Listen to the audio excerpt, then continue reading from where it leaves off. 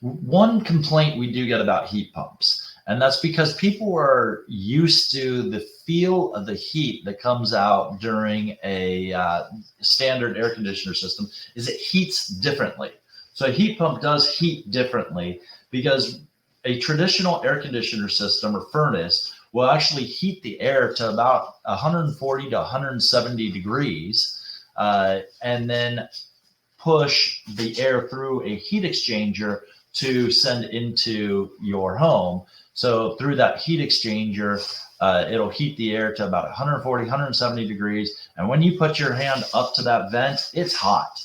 It's hot air that's being pushed into your house. People are used to that hot air. Air conditioning systems or heat pump systems, when they heat your home, they actually change the temperature going into the system to the temperature going out of the system by about 20 degrees.